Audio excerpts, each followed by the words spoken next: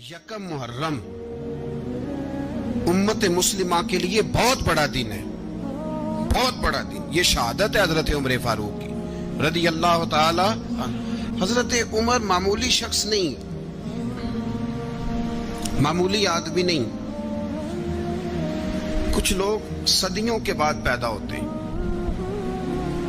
और कुछ लोग ऐसे होते हैं जो एक ही बार पैदा होते हैं, उन जैसा दूसरा पैदा होता ही नहीं, दूसरा उन तरह का पैदा होता ही। हजरत उमर रदी अल्लाह ताला अन्हो जैसी शख्सियत पैदा ही नहीं होती दोबारा। सारे सहाबा दर रिसालत माब पे खुद आए।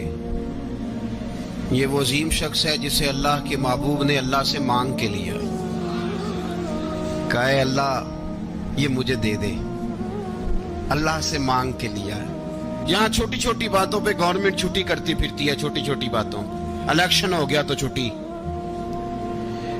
फलां जगह पे थोड़ा सा किसी ने खबर दे दी कि कोई परेशानी है तो छुट्टी, फलां जगह ये हो गया तो छुट्टी। यहां तक के फलां वजीर साहब फलां इलाके में आएंगे तो सारे इलाके को छुट्टी। और अब तो इससे बड़ा हाल होने लगा है, अगर जिन लोगों की सिंध में हुकूमत है उनके लीडर का दिन आया तो उस दिन छुट्टी, और जिनकी पंजाब में हुकूमत है उनका दिन आया तो छुट्टी। हमारा मुतालबा है हुकूमत पाकिस्तान से, अगर सर उठा के जीना चाहते हो तो यकम मुहर्रम को छुट्टी किया करो। अगर सर उठा के जीना चाहते हो तो यकम मुहर्रम को छुट्टी करो जनाब उमर के दिन, और मिल्लत के जवानों को बताओ कि अगर इज्जत की जिंदगी जीना चाहते हो तो उस तरह जियो जिस तरह फारूक आजम जी के गए। इज्जत और वकार की जिंदगी, जमहूरियत हजरत उमर से सीखनी पड़ेगी। हुकूमत करने के तरीके हजरत उमर से, रियाया को सीखना पड़ेगा कि अमीर किस तरह बनाया जाता है और अमीर किस तरह के होते हैं। यहाँ लोग हमें यूरोप की मिसालें देते हैं, लोग यहाँ हमें आकर के अमेरिका की मिसालें, उन्हें क्या पता हुकूमत क्या होती है। वो कहते हैं जी वो साइकिल पे जाता है उनका हुक्मरान। मैंने कहा वो साइकिल पे जाता है? मेरे उमर फारूक मदीने से मक्के गए थे तो पैदल ही हज करने चले गए, पैदल ही। और जनाब उमर फारूक रदी अल्लाह ताला अन्हु ईद की नमाज पढ़ाने गए। ईद की नमाज उमर खुतबा ईद देने गए। और इस जमाने में कौन सा गरीब है जो नंगे पांव जाता हो? कौन सा गरीब है जो मस्जिद नंगे पांव जाता हो? लोगों ने तो 3 किस्म की चप्पलें रखी हुई हैं। एक मस्जिद जाने की अलहदा है, घर पहनने की अलहदा है, शादी ब्याह पे जाने की चप्पल अलहदा है। हजरत उमर फारूक रदी अल्लाह ताला अन्हु निकले ईद का खुतबा देने के लिए, तो बीवी से कहने लगे जूता। उसने कहा साहब इतनी दफा टूटा है अब गांठा नहीं जा सकता, इतनी दफा टूटा है कि अब दोबारा पेमंद नहीं लग सकते। तो हजरत उमर कहने लगे चल कोई हर्ज नहीं, बगैर जूते के नंगे पैर ही चलते हैं, कोई हर्ज नहीं। तो कहने लगे लोग क्या कहेंगे? फरमाया चुप कर। लोग जिस दिन उमर ने ये देख लिया ना लोग उसके बारे में क्या कहते हैं, उस दिन उमर नहीं रहेगा। तो कहा फिर आपका नजरिया क्या है? फरमाया मेरा नजरिया ये है कि रब रसूल मेरे बारे में क्या कहते हैं। लोगों का क्या है? लोग कल किसी के बारे में कुछ कहते हैं और परसों कुछ कहते हैं। मेरा नजरिया ये है कि रब रसूल मेरे बारे में नंगे पैर उमर जा रहे हैं। कौन जी? मैं बड़ा माड़ा। अच्छा जनाब क्या क्या गुर्बत है? 10 किस्म के जोड़े लटके हुए हैं कमरे में और पहनने की फुर्सत नहीं। सवेरे क्या पहनना है, शाम क्या पहनना है, 15-15 सूट कट्ठे इस्त्री होके लॉन्ड्री वाला भेज रहा है। और तू गरीब है, तू बहुत बड़ा गरीब है। इसलिए कि गुर्बत पैसों की वजह से नहीं होती, गुर्बत तो दिल की होती है। तू वाकई बड़ा गरीब है और तू गरीब ही रहेगा। अमीर तो उमर फारूक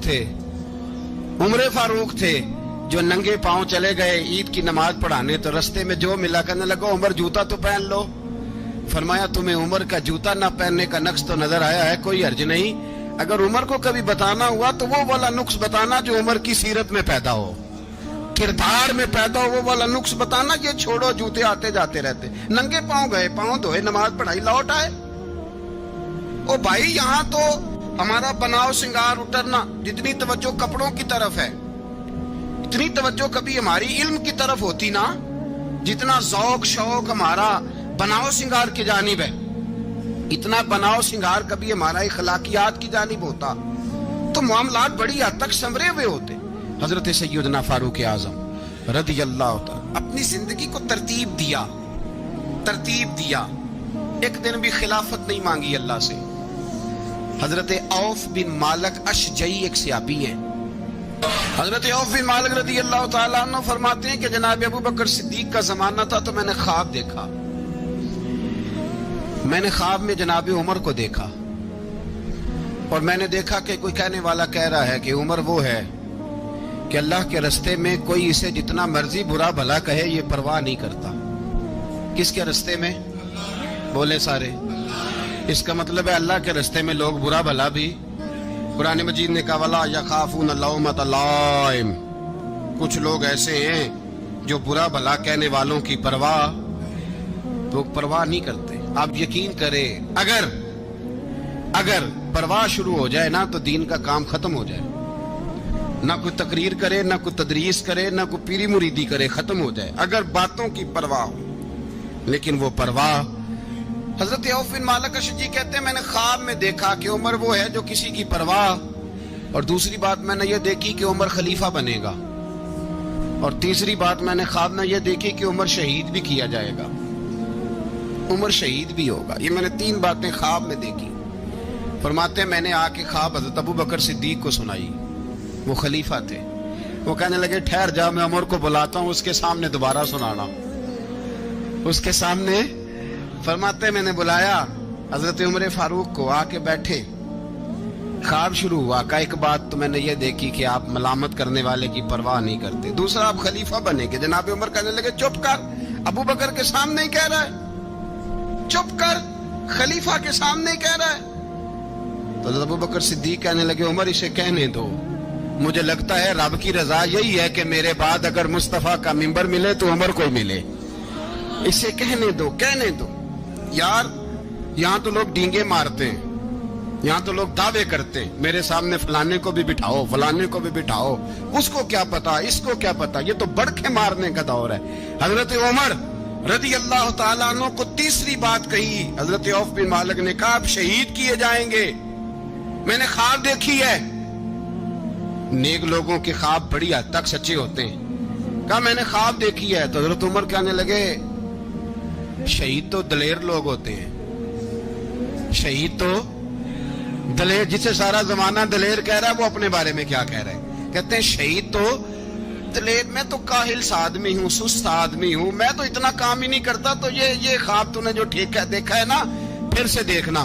تو ابو بکر صدیق فرمانے لگے عاجزی نہ کر، انکساری نہ کر. تو جو کہہ رہا ہے ٹھیک کہہ رہا ہے، لیکن مجھے سن کے شکر بھی ہوا ہے اور افسوس بھی ہوا ہے. افسوس اس بات کا کہ تیرے جیسا بطل عظیم چلا جائے گا، اور شکر اس بات کا کہ رب تجھے زندگی بھی اعزاز والی دے گا، اور شہادت کی موت دے کے اللہ تجھے موت بھی عزت والی عطا فرمائے گا. اللہ موت بھی تجھے عزت والی دے گا. تجھے کاہلوں جیسی موت اللہ. حضرت فاروق اعظم رضی اللہ. او بھائی یہاں تو اس زمانے کا سب سے بڑا مسئلہ پروٹوکول ہے. لوگوں کو پتا ہوتا ہے کامل پیر ہے، کامل مرشد ہے، لوگ نہیں جاتے. میں کسی کا مرید ہو جاؤں میرا پروٹوکول کدھر گیا؟ پتا ہوتا ہے یہ کامل استاد ہے، میں اس کے پاس بیٹھوں گا تو میری تربیت کرے گا. لیکن لوگ شاگرد نہیں بنتے. میں کدھر گئی؟ یہ جو پروٹوکول کی مصیبت ہے نا، اس نے بڑے بڑے لوگ زیرو کر دیے. بڑے بڑے لوگ. اور یہ مت سمجھے کہ آپ کا وزیر اعظم پروٹوکول لیتا ہے یا آپ کا صدر پروٹوکول، وزراء، ایسی کوئی بات نہیں. ہم چھوٹے طبقے سے لے کر بڑے سارے پروٹوکول کے قائل ہیں. ہمارا تو داماد بھی کہتا ہے کہ مجھے پوچھا نہیں میں تمہارے گھر کیوں آؤں. ہمارا تو بھائی ہر شخص اعلان کرتا ہے پروٹوکول کا. فلانے نے عزت نہیں دی تو واپس آ جاؤ، فلانے نے سلوٹ نہیں کیا تو واپس آ جاؤ. لوگ جہاں سلوٹ کرنا چاہیے وہاں بھی سلوٹ کرانے کے قائل ہیں. پر حضرت عمر رضی اللہ تعالی، حضرت عمر کی سادگی اور پھر جناب عمر کی عاجزی، جب انسان اپنے اوپر سوار کر لیتا ہے نا، سوار کر لیتا ہے. میں بدکار پرانا خادم، کسے در ملی نٹ ہوئی، اتے واصف یار نے نظر جو کی تھی تے واصف ہی ہو. میں اکثر سوچتا ہوں حضور نے جہاں بھی کہا نا، فرمایا میرے بعد نبی ہوتے تو خطاب کے بیٹے عمر ہوتے. حضور نے فرمایا عمر جس رستے سے جاتا ہے شیطان وہ رستہ بدل جاتا ہے. نبی پاک صلی اللہ علیہ وسلم نے فرمایا میرا عمر وہ ہے کہ اس کی زبان پر حق جاری ہے. حضور علیہ السلام نے فرمایا 950 سال حضرت جبریل میرے عمر کی شان بیان کریں تو ان کی عظمت ختم نہیں ہوتی. 950 سال جبریل عظمت بیان کرے تو ختم نہیں ہوتی. یہ بات ہے حضرت عمر کی. اور فرمایا عمر ابو بکر کی نیکیوں میں سے ایک نیکی ہے. یہ شان ہے اب عمر فاروق رضی اللہ تعالیٰ عنہ کی. حضور نے فرمایا میرے بعد نبی ہوتے تو عمر ہوتے. جس گلی سے عمر آئے شیطان رستہ بدل جائے. میرے عمر فاروق کی شان 950 سال بیان ہو تو ختم نہ ہو. عمر کی زبان پر اللہ حق بیان کرتا ہے. جو عمر کہتا ہے وہی رب کر دیتا ہے. حضور ساری زندگی فضیلتیں بیان کرتے رہے. عمر جواب میں کیا کہتے ہیں؟ کوئی بتائے نا کہ یہ والی حدیثیں کبھی عمر نے بھی روایت کی ہوں کہ حضور نے میرے بارے میں یہ کہا ہے. یہ روایتیں وہ روایت نہیں کرتے. ان سے جب لوگ کہتے عمر تیری بڑی بات ہے تو عمر رو پڑتے. کہتے میں تو اونٹ چرانے والے باپ کا بیٹا ہوں. میں تو اونٹ چرانے والے باپ کا بیٹا. اونٹ چرا اس سے آگے عمر گئے ہی نہیں ساری زندگی. اس سے آگے لفظ ہی نہیں ادا کی. اور میں تو بھائی اونٹ چرانے والا. میرا باپ تو اونٹ چرایا کرتا تھا. 10 اونٹ تھے. میری ڈیوٹی ہوتی تھی سنبھالے نہیں جاتے تھے. ابا ڈنڈوں سے مارتا تھا. ساری زندگی عمر حج کرنے گئے. ایک خشک تنا کھجور کا عمر فاروق رضی اللہ تعالیٰ عنہ نے اس کو اپنے کلاوے میں لیا. رونے لگے. لوگوں نے کہا عمر کیا ہوا؟ فرمانے لگے یہاں میں اونٹ چرایا کرتا تھا. یہاں میں اونٹ چراتا تھا. 10 اونٹ سنبھالے نہیں جاتے تھے. دیکھو رسول اللہ کی شان. آج ساری امت چلانے کا طریقہ عطا فرما دیا ہے. ساری نظریے سے پیار. یار پیسہ کس کو برا لگتا ہے؟ آپ جس آدمی کی 50 کروڑ کی پراپرٹی ہے اس کو پوچھیں سب سے غریب آپ کو وہی نظر آئے گا. وہ کہے گا میں ٹائٹ ہوں. حالات بڑے. میں کئی باری پوچھے انہوں نے میں کہتا ترجمہ بھی 10 چھڑوں کی ہمیں تو سمجھ نہیں آتی. اور ٹائٹ حالات کون سے ہوتے ہیں جی؟ جس آدمی کا کروڑوں میں کاروبار ہے نا اس کو آپ چھیڑے وہ رونے لگ جائے گا.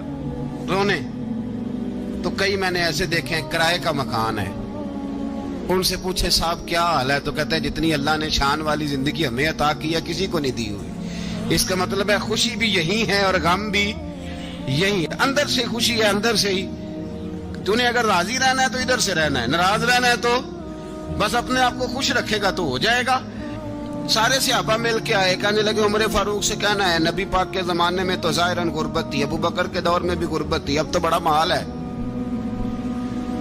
عمر سے سفارش کرو کہ عمر نیا کرتا پہنا کرے. ملکوں کے سفیر آتے. عمر وہی پھٹی پرانی چادر اوڑھ کے اور وہی کئی جگہ پہ پیوند لگے سوٹ پہن کے سفیروں کے سامنے بیٹھ جاتا ہے. عمر کو مشورہ دو. طے ہو گئی بات. سب نے جب مشورہ دے لیا تو سارے کہنے لگے یہ بتاؤ شیر کی مونچھ کو ہاتھ کون لگائے گا؟ کہنا کس نے ہے؟ بندہ بھی تو ڈھونڈو نا. نے کہا جناب میرا یہ خیال ہے کہ مولا علی شیر خدا کہیں گے کیونکہ جس شخص کی عمر کو سب سے زیادہ حیا کرتے دیکھا وہ شیر خدا مولا علی ہے رضی اللہ تعالی. علی کہیں گے اس لیے کہ جناب علی تو کئی دفعہ جب گفتگو کرتے تھے تو حضرت عمر چپ کر جاتے تھے اور فرماتے تھے علی نہ ہوتا تو میں ہلاک ہو جاتا. تو کہا علی سے کہو. جناب علی شیر خدا کو بلایا. کس کام کے لیے جی؟ اللہ اکبر. یہ ذرا اپنے اس دور پہ اس بات کو ذرا لاکا جناب ان سے کہیں کہ زیادہ نہیں ایک کرتا نیا پہن لے. سفیر آتے ہیں وزیر آتے ہیں تو ایک کرتا نیا پہن لے. حضرت علی کو بلایا. آپ فرمانے لگے کوئی اور بات ہوتی تو میں کہہ دیتا. یہ والی میں نہیں کہہ سکتا. کوئی اور ہوتی تو میں عمر کو کئی دفعہ کہہ دیتا ہوں. جلال میں بھی تو سن. یہ والی میں نہیں کہہ سکتا. میں تمہیں ایک مشورہ دیتا ہوں. کہ وہ کیا؟ کہنے لگے سیدہ عائشہ صدیقہ سے کہو. وہ مومنوں کی ماں ہیں. عمر ٹالے گا نہیں. اماں جی سے جا کے کہا اماں جی نیا کرتا عمر سے کہیں پہن لیں. وزیر آتے ہیں بڑے بڑے لوگ تو چلو کوئی حرج نہیں. اماں جی نے کہا اچھا کوئی بات نہیں میں بلا لیتی ہوں. جناب عائشہ نے پیغام بھیجا. جب خادم نے کہا نا مصطفیٰ کے گھر سے پیغام آیا ہے تو 20 لوگ بیٹھے تھے. عمر کانپتے ہوئے اٹھے. کانپتے دوڑے. حضرت عائشہ پردے میں تھی تو فرماتی ہیں عمر اتحیات کی حالت میں بیٹھ گئے. کہا اماں جی دیر تو نہیں ہو گئی مجھے آنے میں؟ کہا نہیں ٹائم پہ آ گئے ہو. کس لیے بلایا تھا؟ کہا عمر دیکھو غربت کے معاملات اور ہوتے ہیں، جب اللہ آسانی دے تو کوئی چیز استعمال کرنا حرام نہیں ہوتی، اگر حرام ہے تو بتاؤ. کہا نہیں اماں جی حلال ہی ہے. تو فرمایا پھر اتنے سفیر آتے ہیں، مشیر آتے ہیں، اب تو مال غنیمت بڑا آتا ہے، ڈھیر لگ جاتے ہیں مسجد میں، تو چل ایک نیا کرتا تم بھی پہن لیا کرو، اور آپ نیا کرتا پہنو گے تو دھاک بیٹھے گی غیروں پر. تو صحابہ کا مشورہ ہے کہ آپ نیا لباس پہنے. اماں جی کہتی ہے میں نے حکم دیا تو عمر چپ کر گئے، گردن جھک گئی. تھوڑی دیر کے بعد سیدنا عمر فاروق نے سر اٹھایا تو داڑھی پہ آنسو گر رہے تھے، رو پڑے، کہنے لگے پاک محبوب کی پاک بیوی جیسے حکم کرتی ہو میں حاضر ہوں، پر مجھے وہ والا لباس پہنانا جو میرے مصطفیٰ نے پسند فرمایا ہے. اگر یہ رنگ رسول پاک کا ہے تو میں حاضر ہوں، اور اگر نبی پاک کا نہیں تو پھر جیسے آپ حکم کریں. جناب عائشہ کہتے ہیں عمر روئے تو میں زیادہ روئی، میرا پلو بھیگ گیا آنسوؤں سے. میں نے کہا عمر آپ جائیے. عمر یوں نکلے تو جو صحابہ کھڑے تھے وہ کونے میں تھے، سارے آ گئے. کہا اماں جی کیا بناؤ؟ فرمایا بھائی تم سب جو باتیں کہتے ہو وہ اپنی جگہ ٹھیک ہیں، پر عمر جو بات کرتا ہے وہ سب سے زیادہ ٹھیک ہے. عمر جس پہلو پر بات کرتا ہے وہ یار ایسی عاجزی، ایسا رنگ، ایسا انداز، ایسا طرز حیات، ایسی زندگی. اولاد کے معاملے میں لوگ بزدل ہو جاتے ہیں، بزدل. پر حضرت عمر کا بیٹا مصر گیا، وہاں سے کمائی کر کے لایا، تجارت کرنے گیا، لاکھوں کا مال.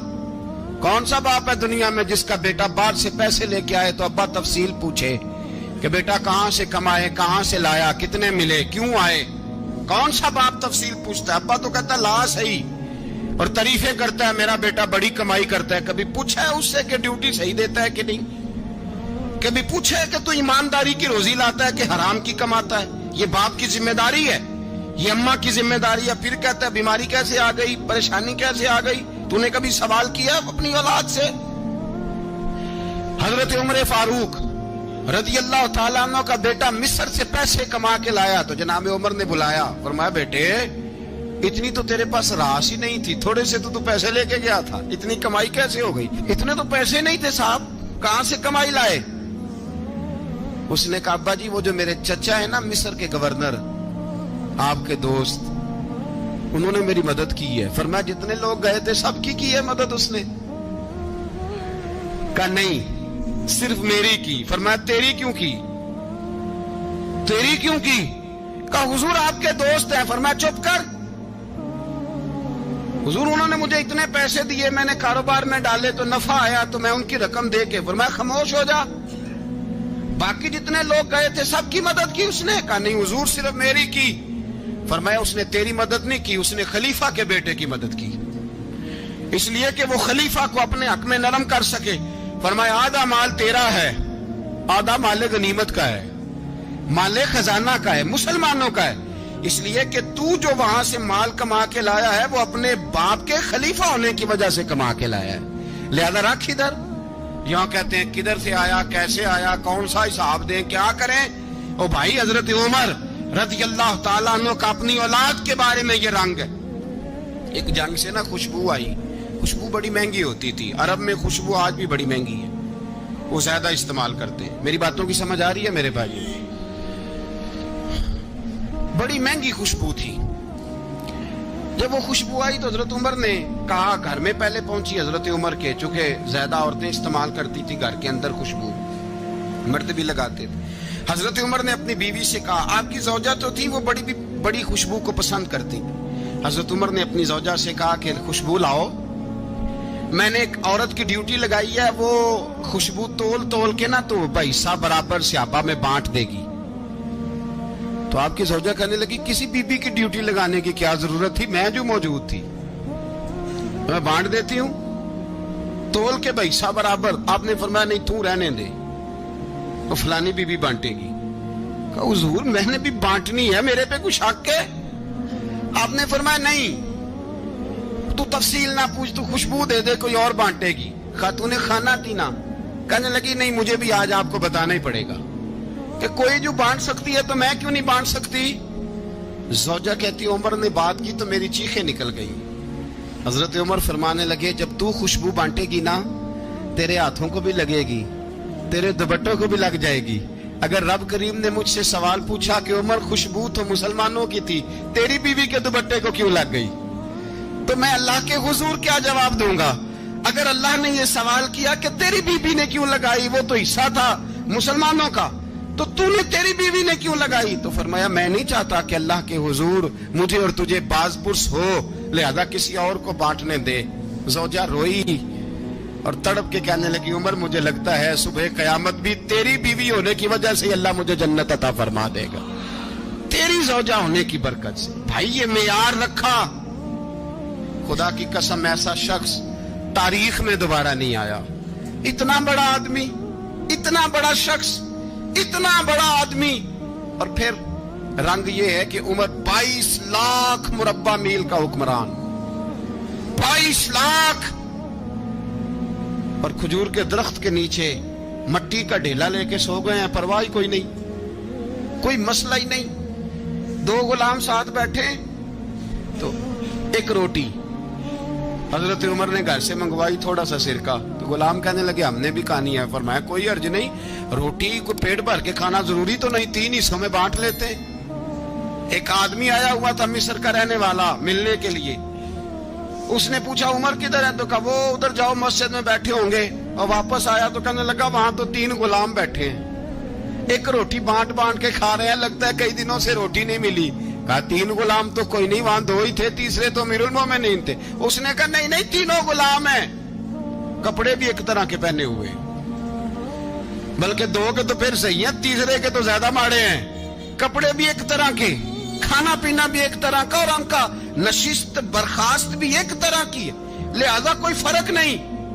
حضرت ابو ہریرہ کہتے ہیں میں لے کے آیا, اور جناب عمر کو جب میں نے کچی زمین میں تامت سمیٹ بیٹھے دیکھا تو میں رو پڑا. میں نے اس مصر سے آنے والے کو کہا تو اس کے جلوے دیکھ, اگر اس کی ذات میں اتنا حسن ہے تو محمد عربی کا مقام کیا ہوگا. یہ مقام غور ہے, مقام غور. 10 محرم کو لوگ دیگے پکائیں گے نا, نہیں پکانی ہے, کوئی بول دے نہیں, ہاں نہ نہیں کر دے, پروگرام بدلیا تو نہیں جی عید کی کہ وہ ایک کام شروع ہوا ہے لاسٹ ایٹ ہونے والا, کیوں جی پکنی ہے نا دیکھیں 10 محرم کو انشاءاللہ تعالی, ہم بھی پکائیں گے انشاءاللہ, یہاں بھی پروگرام ہوگا. تو 10 محرم کو جو دیگ پکنی ہے تو ایسا نہیں ہو سکتا کہ 1 محرم کو حضرت عمر کے نام کی بھی کوئی پک جائے. اگر امام حسن حسین کے نام کی دیگیں پکے تو جو امام حسن حسین سے پیار کرنے والے ہیں, جو امام حسن حسین سے, ہم لوگوں نے بھی عجیب رٹا اپنایا ہے نا, ہم لوگ بات کا ایک پہلو دیکھتے ہیں دوسرا نہیں دیکھتے. حضرت امام حسن اور حسین کو بھی نبی پاک نے شہید کہا, اور جناب عمر کو بھی رسول اللہ نے خود شہید فرمایا, فرمایا شہید ہے, خود فرمایا اپنی زبان سے کہ یہ شہید ہے, خود میرا عمر شہید ہے. تو ان کے نام کی دیگ نہیں پکنی چاہیے, اس طرف نہیں ہماری توجہ ہونی چاہیے. اور اہل بیت نبو, یہ بات میں پہلے بھی کرتا ہوں, آج پھر کرنا ضروری سمجھتا ہوں. اہل بیت کا پیار سن لو کان کھول کے, اہل بیت کا پیار اگر ہمیں کسی نے سکھایا ہے تو سیدنا عمر فاروق نے سکھایا ہے. اہل بیت نبوت کی محبت اگر کسی نے سکھائی ہے تو کس نے سکھائی ہے؟ بول کے بتائیے. حضرت عمر نے. اہل بیت کا پیار ہمیں حضرت عمر نے بول کر کے سکھایا ہے. بھائی یاد رکھیں, کسی کی طاقت نہیں تھی دم مارنے کی حضرت عمر کے سامنے, طاقت ہی نہیں تھی.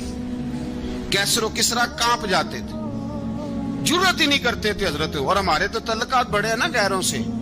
حضرت ابو موسیٰ اشعری رضی اللہ تعالیٰ عنہ فرماتے ہیں میرا منشی سائی تھا,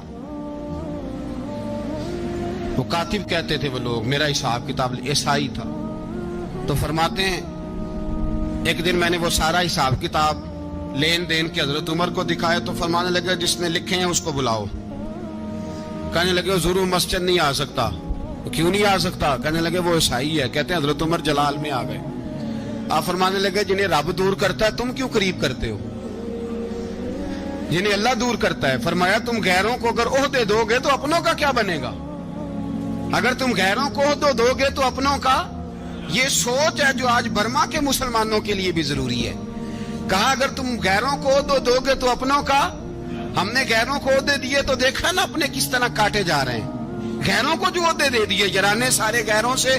روز دعویٰ ہوتا ہے چین ہمارا سجن ہے, چین ہمارا دوست ہے.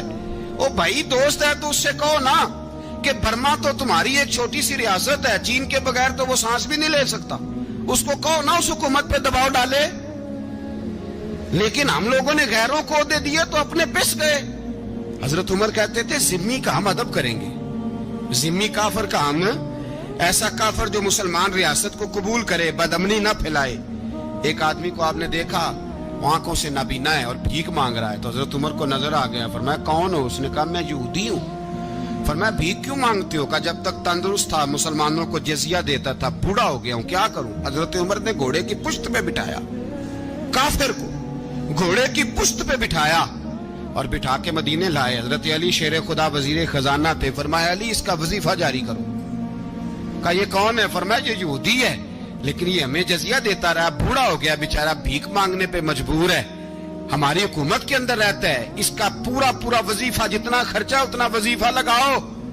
حضرت علی کہتے ہیں میں وظیفہ لگا رہا تھا اور وہ میرے نبی کا کلمہ پڑھ رہا تھا, وہ رسول اللہ کا کلمہ پڑھ رہا تھا. یہ مزاج, یہ نہیں کہ کافر. حضرت عمر نے گورنروں کو خط لکھے تھے کہ زبردستی کسی کو مسلمان نہیں کرنا, جہاں ان کی عبادت گاہیں بنی ہو گرانی نہیں, کوئی مندر کوئی گرجا ضائع نہیں کرنا. اسلام سب کو جینے کا موقع دیتا ہے, پر بے ایمانو ظالمو بدذاتو تمہیں یہ کہتا ہے کہ ہم تمہیں جینے کا موقع دیتے, تم بھی مسلمانوں کو جینے کا موقع دو.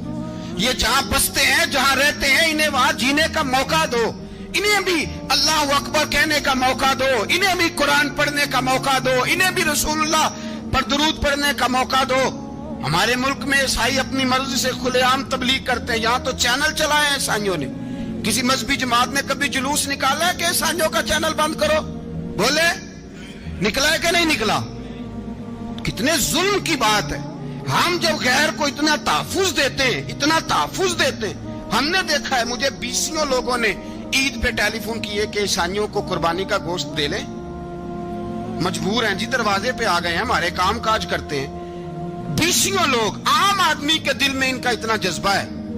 وہ مسائل کا بیان کرنا ایک علیحدہ بات, لیکن ہمارے دل کافر کے حق میں بھی نرم ہو جاتے ہیں. تم کس قدر زیادہ بے ایمان ہو اور کفر کس قدر زیادہ ذلیل ہو گیا ہے کہ مسلمان کے حق میں نرم ہوتا ہی نہیں.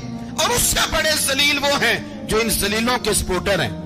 وہ کسی عرب ملک کے حکمران ہو یا کسی اور جگہ کے, وہ بڑے ذلیل ہیں جو ان ذلیلوں کے سپورٹر ہیں, جو برما کی بچیوں کے قتل پر اپنی حکومتیں چمکا رہے ہیں. انہیں شرم نہیں آتی, اس قدر مسلمان تڑپا ہے لیکن ان بے غیرتوں کو ذرا ہوش نہیں آئی. اور یہ ان کے کماش, ان کے دلال جو ہر جگہ ان کی سپورٹ کر کے اپنی حکومتیں قائم کرتے ہیں, ان بے ایمانوں کو پتہ نہیں کہ کب ان پر اللہ کا عذاب اترے گا اور کس طرح ان کے پرخشے اڑیں گے. تمہیں اپنی ذلت اور رسوائی نظر نہیں آ رہی کہ زمین کس طرح تمہارے لیے تنگ ہو گئی ہے؟ اس سے زیادہ اور تمہاری رسوائی کیا ہوگی؟ ڈرو اللہ سے, اور یہ تو دنیا کا عذاب ہے. ان بطش ربک لشدید, میرا رب کہتا ہے قیامت تو قائم ہونے دے. اتنا سخت تیرے رب کی پکڑ ہے, اتنی کسی دوسرے کی ہو سکتی؟ یاد رکھیں اور تھوڑا احتیاط کریں. ہم سب لوگ بھی, جو ہم لوگ آدھی زبان بول کے بھی ان کی سپورٹ کرتے, اب شرم آنی چاہیے ہمیں ان حکومتوں کی سپورٹ کرتے جو مسلمانوں کی لاشوں کے اوپر حکومتیں قائم کرتے ہیں. شرم آنی چاہیے. بہرحال بات دور نکل جائے گی اور میں اپنے مضمون پہ رہتا ہوں. اہل بیت کا پیار اگر سکھایا ہے تو جناب عمر نے سکھایا ہے رضی اللہ تعالی عنہ. امام حسن ملنے, آپ یقین کریں میں جب اس واقعہ کو پڑھتا ہوں تو میرا دل جھوم جاتا ہے. میں کہتا ہوں یار ڈاٹا ہونا اپنی جگہ پہ, عشق ہونا اپنی جگہ پہ, انسان کا باوقار ہونا اپنی جگہ. جہاں کھڑے ہونا تھا وہاں یہ کھڑے ہوتے تھے اور جہاں جھکنا تھا وہاں یہ. ان لوگوں میں اقبال نے کہا تھا تیری نگاہ ناز سے دونوں مراد پا گئے, عقلِ غیاب و جستجو, عشق حضور و اضطراب. جہاں اگر آیا ہے سامنے کیسر و کسرا تو عمر جیسا دلیر کوئی نہیں, اگر سامنے آیا ایران کا بادشاہ تو عمر جیسا تگڑا کوئی نہیں, اگر آیا ہے سامنے غسان کا بادشاہ تو عمر جیسا عادل کوئی نہیں. لیکن اگر علی کا بیٹا آیا ہے اگر فاطمہ کے لال پارے آئے ہیں تو پھر فاروق اعظم سے جیسا محب کوئی نہیں، پھر ان سے جیسا پیار کرنے والا کوئی نہیں۔ اندر بیٹھے ہیں جناب عمر، اندر تنہائی میں کچھ وزیروں سے گفتگو ہو رہی ہے، میٹنگیں جاری ہیں۔ آپ کے بیٹے ملنے آئے جناب عبداللہ ابن عمر، ابا جی ملنے آئے، بات ٹھہرو، بات کر رہا ہوں، کوئی نہ اندر آئے۔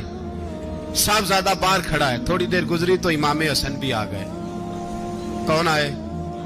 آپ کو جو ملے گا امام صاحب کا نام لینے سے، وہ سردار ہیں جنتیوں۔ کون آئے؟ سارے بولیے، امام حسن، تیری نسل پاک میں ہے بچہ بچہ نور کا، تو ہے نے نور تیرا سب گھرانہ۔ امام حسن آئے تو حضرت عبداللہ ابن عمر کو دروازے پہ کھڑے دیکھا، کہا امیر المومنین کہاں ہیں؟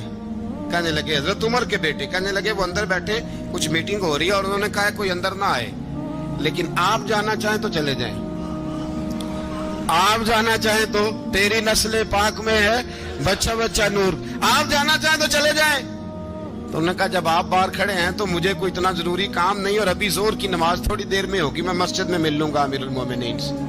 یہ بات کہہ کہ امام حسن چلے گئے۔ یار اتنی بڑی بات نہیں تھی، اتنی بڑی بات نہیں تھی۔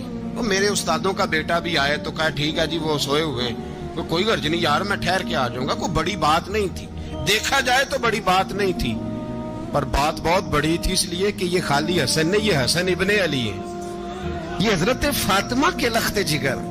حضرت عمر باہر نکلے، عبداللہ ابن عمر سے پوچھا کوئی آیا تو نہیں؟ تو کہا حضور امام حسن آئے تھے۔ تو کہا پھر شہزادے کو اندر کیوں نہیں بھیجا؟ کہا میں نے کہا تھا۔ وہ کہنے لگے اگر امیر المومنین مصروف ہیں تو میں ظہر میں مل لوں گا۔ حضرت عمر رونے لگے، فرمایا بیٹے تو نے اچھا نہیں کیا۔ پھر مسجد نہیں گئے، سیدھے امام حسن کے دروازے دستک دی، امام حسن باہر آئے، کہا شہزادے آئے تھے تو ملے کیوں نہیں؟ تو امام حسن کہنے لگے حضور آپ کا اپنا بیٹا دروازے پہ کھڑا تھا، آپ کا اپنا بیٹا دروازے پہ کھڑا تھا، وہ منع بھی کیا تھا آپ نے تو میں زور میں مل لیتا۔ حضرت امام حسن فرماتے جوش جذبات میں جناب عمر نے سر سے پگڑی اتار دی، جوش جذبات میں کہنے لگے حسن میرے بیٹے کا اور آپ کا کیا مقابلہ؟ کیا اس کی ماں کا نام فاطمہ الزہرا ہے؟ کیا اس کی نانی کا نام خدیجہ الکبریٰ ہے؟ کیا اس کے نانے کا نام محمد مصطفیٰ ہے؟ آپ کا اور اس کا کیا مقابلہ؟ پھر رو پڑے اور کہنے لگے بیٹے میں مکے کے صحراؤں میں اونٹ چرایا کرتا تھا، یہ جو میرے سر پر عزت کے بال ہیں یہ تیرے نانے کے اگائے ہوئے، میں مکے کے خبردار شہزادے خبردار۔ او بھائی اہل بیت نبوت کے ادب کا رنگ اگر سکھایا ہے تو سیدنا عمر نے سکھایا ہے۔ حضرت عمر فاروق اتھارٹی ہے، اسلام کی اتھارٹی۔ یکم محرم حضرت عمر کی شہادت ہے۔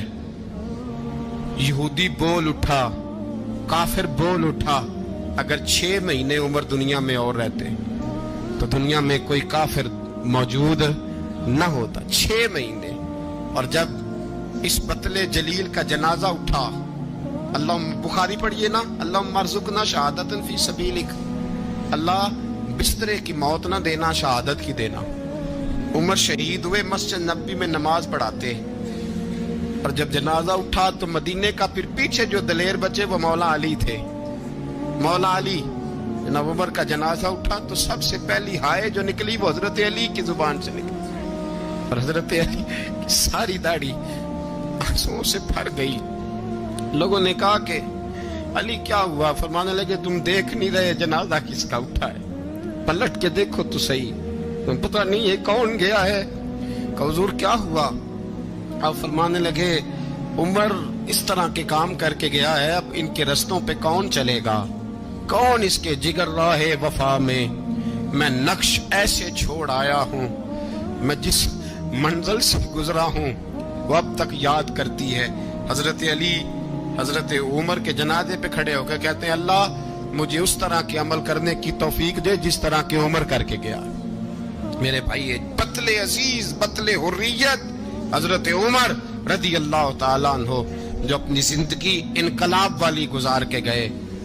عمر جب دنیا سے گئے تو 80 دینار کا قرضہ تھا، 22 لاکھ مربع میل کا حکمران، اور اپنے بیٹے سے کہنے لگے بیٹے کوشش کرنا تیرے خاندان والے مل کے میرا قرضہ اتار دے، میری قبر پہ بوجھ نہ رہے، اور اگر خاندان والے مدد نہ کریں تو میرے دوستوں سے بات کرنا، وہ مدد نہ کریں تو پھر علی سے بات کرنا۔ ان کا پیار آپس میں اتنا، اور تو اختلاف ثابت کر رہا ہے۔ 80 دینار کا قرضہ چھوڑ کر حضرت عمر دنیا سے گئے، اور جاتی دفعہ کہہ گئے میرے بعد میرے بچوں کو حکومت کے مشورے میں بھی شامل نہ کرنا، حکومت کے مشورے میں بھی میری اولاد شامل نہ ہو۔ اتنا بڑا شخص اتنا بڑا رنگ دے کے یکم محرم کو جب عمر فاروق کا وصال ہوا تو بیٹے سے کہنے لگی اماں عائشہ سے جا کے کہو میرا بھی نبی پاک کے روزے میں دفن ہونے کو دل کرتا ہے۔ ایک قبر کی جگہ ہے اماں جی نے اپنے لیے رکھی ہے، بخاری ہے بخاری۔ حضرت عائشہ کے پاس صاحبزادے گئے، کہنے لگے اماں جی عمر کو زخم لگ گیا ہے، حالت بڑی پریشانی والی ہے۔ وہ کہتے ہیں اگر اماں اجازت دیں۔ سید عائشہ رو پڑی، فرمانے لگی کہ وہ اپنی قبر کی جگہ تو نہیں نہ کسی کو دیتا، پر عمر نے کمال ہی بڑا کیا، اسے کہو جاؤ گنبد خضرا میں قیامت تک جو مصطفیٰ پہ اور ابو بکر پہ سلام پڑے گا وہ تجھ پہ بھی سلام پڑھ کے جائے گا، جاؤ میں نے جگہ دی۔ اعلیٰ حضرت فاضل بریلوی